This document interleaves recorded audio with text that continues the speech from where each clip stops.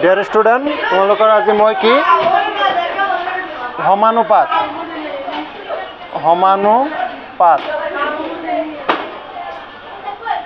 সমানুপাত টপিকটো আজি আলোচনা কৰিম। হয়, এতিয়া সমানুপাত মানে কি? যে সমানুপাত মানে হৈছে যে যেতিয়া আমাৰ দুটা অনুপাত A:B আৰু C:D এই দুটা অনুপাত যেতিয়া সমান হ'ব। হয়, যেনেকুৱা ধৰি লোৱা যে 2:3 হয়, 2:3 আৰু 4:6 হয়, এই দুটা অনুপাত যদি আমাৰ সমান হয় তেতিয়াহ'লে আমি কি বুলি ক'ম? যে এই অনুপাত দুটা আমাৰ সমানুপাতত আছে।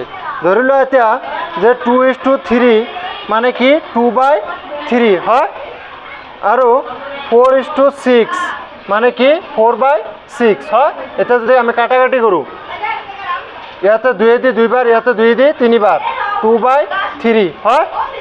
এতিয়া এইটো আৰু এইটো কি হৈছে? সমান হৈছে, হয়নে নহয়? এইটো আৰু এইটো কি হৈছে? সমান হৈছে। তেতিয়া আমি কি বুলি ক'ম? যে A:B সমানুপাত C:D। তেতিয়া আমি কি বুলি ক'ম? A:B এইটো হ'ল সমানুপাত চিন C:D। কেতিয়া? যেতিয়া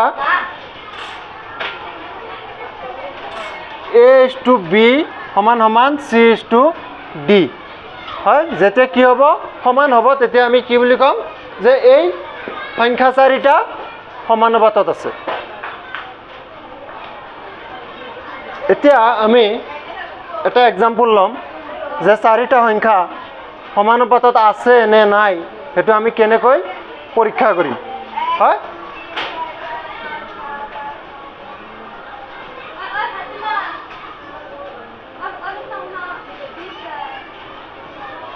চাৰিটা সংখ্যা সমানুপাতত আছে নে নাই সেইটো পৰীক্ষা কৰিবলৈ যোৱাৰ আগতে আমি এটা বস্তু জানিব লাগিব। সেইটো হৈছে যে A:B সমানুপাত C:D। এইটোৰ এই A আৰু D হয়, A আৰু D এই দুটা কি বুলি কোৱা হয়? প্ৰান্ত পদ। বুজি পাইছানে? A আৰু B কি বুলি কোৱা হয়? প্ৰান্ত পদ বুলি কোৱা হয়। আৰু C আৰু D কি বুলি কোৱা হয়? মধ্যপদ। এতিয়া এই সমানুপাতটো সমান হ'ব কেতিয়া?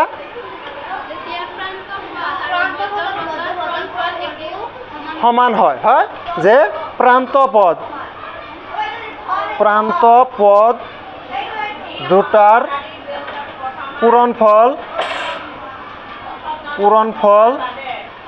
সমান সমান মধ্যপদ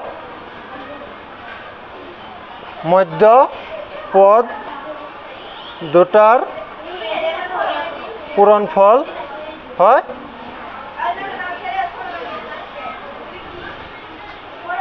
যেতিয়া প্ৰান্ত পদ দুটাৰ পূৰণফল সমান সমান মধ্যপদ দুটাৰ পূৰণফল হয় তেতিয়া কি হ'ব? আমাৰ সংখ্যা চাৰিটা সমানুপাতত থাকিব। বুজি পাইছানে? অ'কে। এতিয়া যে ধৰি লোৱা প্ৰান্ত পদ দুটা যে A:D হয়, সমান সমান মধ্যপদ দুটা B:C হয়। এইটো কি হ'ব লাগিব? সমান হ'ব লাগিব। সমান হ'লেহে সেই সংখ্যা চাৰিটা কি হ'ব? সমানুপাতত থাকিব। এতিয়া আমি এটা উদাহৰণৰ জৰিয়তে এই কনচেপ্টটো বুজি ল'ম।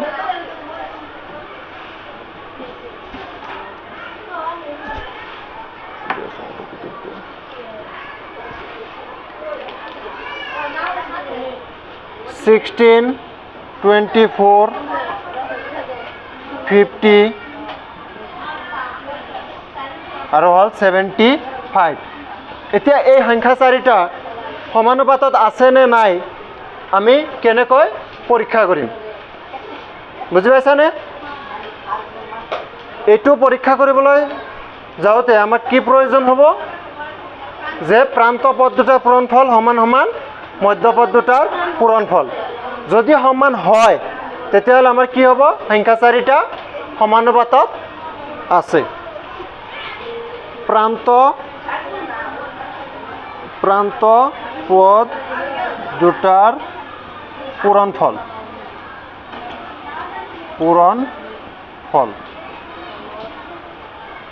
যদি আমি শৰ্টকাটত কওঁ তেতিয়াহ'লে কি এইটো এ বি চি ডি হয়নে নহয়? এতিয়া প্ৰান্ত পদ এ ইনটু ডি হয় যে এ ইনটু ডি সমান সমান কি হ'ব যে 16 পূৰণ 75 হয়। এতিয়া 16 আৰু 75 কি কৰিব লাগিব পূৰণ কৰিব লাগিব 75 30 3 8 42 2 হাতত 4 কিমান হ'ব 11 হয় 0 এইটো 0 2 1 কিমান হ'ল 1200। এতিয়া প্ৰান্ত পদ দুটাৰ পূৰণফল কিমান হ'ল 1200। এতিয়া আমি কি উলিয়াম মধ্যপদ দুটাৰ পূৰণফল উলিয়াম। মধ্যপদ দুটাৰ পূৰণফল এতিয়া মধ্যপদ দুটাৰ পূৰণফল কিহেদি বুজোৱা হয় বি ইনটু চি সমান সমান 24 ইনটু 50 হয় 5 4 গুণ 20 0 হাতত ৰল 2 5 2 গুণ 10 2 12 এটা 0। আমি দেখা পালোঁ যে প্ৰান্ত পদ দুটাৰ পূৰণফল আৰু মধ্যপদ দুটাৰ পূৰণফল কি হৈছে সমান হৈছে। গতিকে এ ইনটু ডি সমান সমান C into D sorry A into D into B into C হয় বি ইনটু চি পালোঁ। গতিকে আমি ক'ব পাৰোঁ যে সংখ্যা চাৰিটা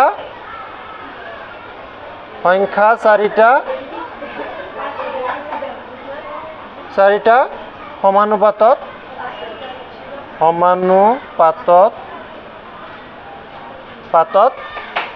আছে বা থাকিব আছে হয় বুজি পাইছানে? ওকে এইটো হ'ল যে যদি আমাক চাৰিটা সংখ্যা দিয়া থাকে তেতিয়াহ'লে সেই চাৰিটা সংখ্যা সমানুপাতত আছে নে নাই সেইটো আমাৰ পৰীক্ষা কৰাৰ নিয়ম। এতিয়া আমাক যে যদি চাৰিটা সংখ্যা সমানুপাতত দিয়া থাকে তেতিয়াহ'লে ইয়াৰে কোনোবা সংখ্যা এটা আমাক দিয়া নাথাকে হয় তিনিটা সংখ্যা দিয়া থাকিব আৰু এটা সংখ্যা আমি কি কৰিব লাগিব উলিয়াব লাগিব। তেতিয়া আমি কি কৰিম যে যেতিয়া আমাক সমানুপাতত দিয়া থাকিব হয় যেতিয়া আমাক চাৰিটা সংখ্যা সমানুপাতত দিয়া থাকিব তেতিয়া আমাৰ কি হ'ব যে প্ৰান্ত পদ দুটাৰ পূৰণফল সমান সমান মধ্যপদ দুটাৰ পূৰণফল হ'ব হয়নে? ওকে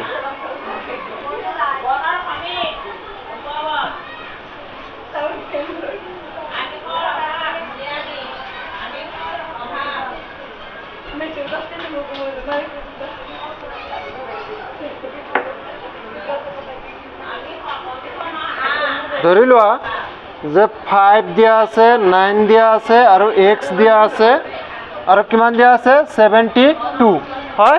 এই চাৰিটা সংখ্যা আমাক দিয়া আছে। এই চাৰিটা সংখ্যা কিয় দিয়া আছে যে সমানুপাতত আছে সমানুপাতত আছে। এই চাৰিটা সংখ্যা এবাৰ কি আছে সমানুপাতত আছে। যদি সমানুপাতত আছে তেতিয়াহ'লে আমাক কি উলিয়াব লাগে এক্সৰ মান উলিয়াব লাগে হয়। যদি আমাক সমানুপাতত দিয়া থাকে তেতিয়াহ'লে আমি গম পাওঁ যে প্ৰান্ত পদ দুটাৰ পূৰণফল আৰু মধ্যপদ দুটাৰ পূৰণফল কি হয় সমান হয় হয়। আমি জানো যে আমি জানো যে কি জানো প্ৰান্ত পদ দুটাৰ পূৰণফল হয় অৰ্থাৎ a into d equal b into c হয় এইখিনি আমি জানো এতিয়া a ৰ মান কিমান 5 d ৰ মান কিমান 72 b ৰ মান কিমান 9 আৰু c ৰ মান হল x হয় এতিয়া এই সোঁফালৰখিনি বাওঁফালে লৈ আহিম আমি আৰু বাওঁফালৰখিনি আমি সোঁফালে লৈ যাম যেতিয়া আমাৰ সোঁফালৰখিনি বাওঁফালে আৰু বাওঁফালৰখিনি সোঁফালে লৈ যাওঁ ইয়াতে চিনৰ কোনো পৰিৱৰ্তন নহয় প্লাছ মাইনাছৰ কোনো পৰিৱৰ্তন নহয় 9 ইনটু x ইকুৱেল 5 ইনটু 72 এতিয়া আমাক কি উলিয়াব দিছে x ৰ মান উলিয়াব দিছে আমি x ৰাখি এই 9 দি কি কৰি দিম এই 5 ইনটু 72 হৰণ কৰিম x ইকুৱেল 5 ইনটু 72 ডিভাইডেড বাই 9 হয় এতিয়া আমি এই 9 দি 72 কাটব পাৰো কিমান বাৰ